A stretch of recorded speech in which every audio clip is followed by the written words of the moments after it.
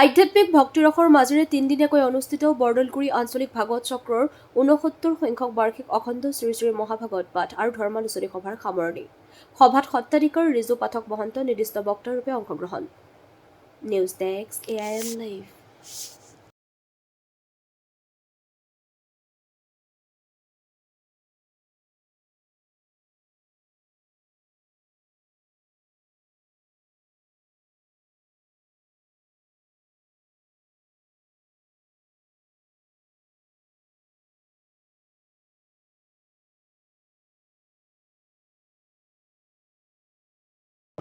পোনপ্ৰথমে মই নিউজ চেনেলৰ কৰ্মকৰ্তাসকলক ধন্যবাদ জনাইছোঁ যে বৰদলগুৰি যি আঞ্চলিক ভাগৱত চক্ৰ 1957 চনতে আৰম্ভ হৈছিল।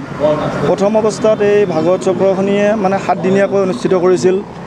আমাৰ পূৰ্বপুৰুষ বুলিয়ে ক'ব লাগিব, আমাৰ তেতিয়া জন্মও হোৱা নাছিল। তেখেতসকলৰ দূৰদৰ্শিতাৰ কাৰণে আজি বৰদলগুৰিত এনেকুৱা এটা অনুষ্ঠান হৈছে। বৰদলগুৰি আঞ্চলিক ভাগৱত চক্ৰত তিনিদিনীয়াকৈ পতা হয়। এই 3 দিনত বিভিন্ন ঠাইৰ পৰা পাঠকসকলক মাতি আনি ইয়াতে এটা আধ্যাত্মিক পৰিৱেশৰ সৃষ্টি কৰা হয়। সকলোৱে আধ্যাত্মিকভাৱে আৱেগিক হৈ যায় আৰু আমাৰ ইয়াৰে বৰদলগুৰি অঞ্চলৰ লগতে সমূহ দৰংবাসীয়ে এই অনুষ্ঠানটোৰ বিষয়ে অৱগত, কাৰণ দৰঙৰ বিভিন্ন ঠাইৰ পৰা পাঠক সমাজক মাতি আনি ইয়াতে তেখেতসকলৰ যি জ্ঞানৰ ভঁৰাল, তেখেতসকলে জ্ঞানৰ ভঁৰালৰ জৰিয়তে আমাৰ যি সাধাৰণ মানুহ আছে তেওঁলোকৰ মাজত তেখেতসকলৰ যি আধ্যাত্মিক জ্ঞান সেইবিলাক ইয়াতে বিতৰণ কৰে। আৰু আমাৰ ইয়াতে বৰ্তমান আগতে যি 7 দিনীয়াকৈ আছিল, এতিয়া বৰ্তমান 3 দিনীয়াকৈ হৈছে। 3 দিনীয়াকৈ হোৱাৰ ফলত 5টাকৈ সাজ আমি মহাপ্ৰসাদৰ 5টা সাজ আমি ইয়াতে ব্যৱস্থা কৰা হয় আৰু 5টা সাজৰে আমাৰ ৰাইজৰ পৰা দান হিচাপে আগবঢ়ায় আৰু ভক্তপ্ৰাণ ৰাইজে সেই দান গ্ৰহণ কৰে। আৰু আমি আমাৰ এই যি বৰদলগুৰি যি আঞ্চলিক ভাগৱত চক্ৰ, ইয়াতে বিভিন্ন ধৰণৰ মানুহ আছে।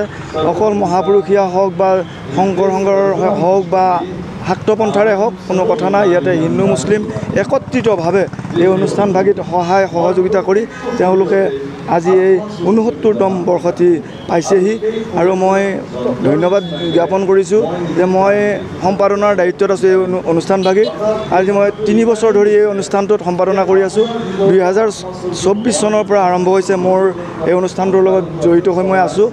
যে আমাৰ স্থানীয় যিখিনি ৰাইজ, তেখেতসকলে এই 3 দিনতে বিভিন্ন জেগাৰ পৰা মানুহক মাতি আনি তেখেতসকলক সেৱা শুশ্ৰূষা কৰাৰ লগতে মহাপ্ৰসাদো খুৱাই তেওঁলোকে এটা আত্মিক কৰে। 5 সাজ দিয়ে। প্ৰথম সাজ কওক আপুনি।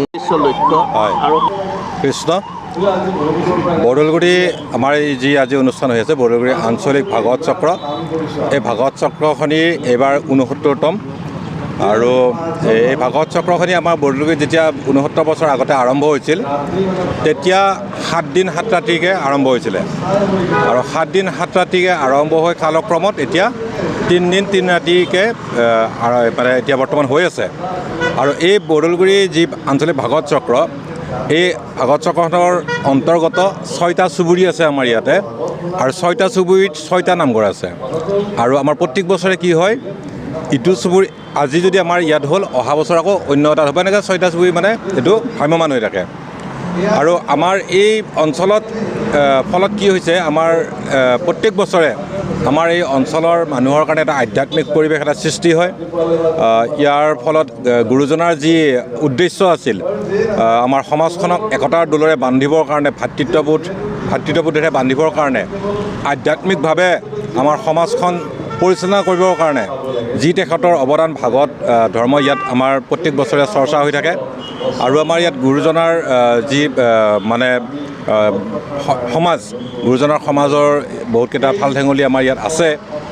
আৰু আমি ভাবোঁ এই যে 69তম ভাগৱত পাঠ আমি ইয়াত আজি বৰ্তমান হৈছে, ইয়াৰে ফলস্বৰূপে আমাৰ গুৰুজনাৰ যি সংস্কৃতি, নৱবৈষ্ণৱ ভক্তিধাৰাত বহুতখিনি মানুহ এতিয়ালৈকে আমাৰ ইয়াতে অন্তৰ্গত হৈছে।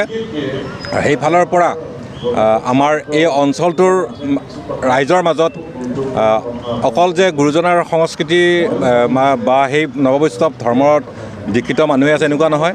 সকলো সমাজৰ মানুহে বা শাক্তই হওক বা সেয়া ব্ৰাহ্মণে হওক গোটেইখিনি মানুহৰ সহযোগত এই অনুষ্ঠানটো হৈ আছে। আৰু আমাৰ এইবুলি হৈছে আমাৰ এই বৰদৌলগুৰি নামঘৰ। এই নামঘৰটিৰ ঐতিহ্য হৈছে যে ইয়াতে আপোনালোকে ইয়াৰ কাষতে দেখা পাব এটা বৰদেউল আছে।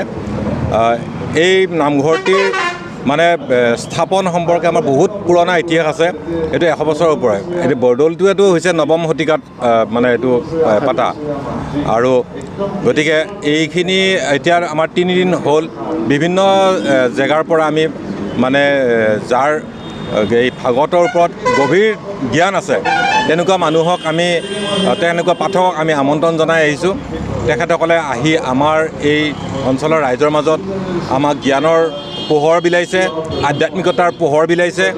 3 দিন 3 ৰাতি অখণ্ডভাৱে অকণমানো বিৰতি নোলোৱাকৈ ভাগৱত আমাৰ চৰ্চা হৈ গ'ল।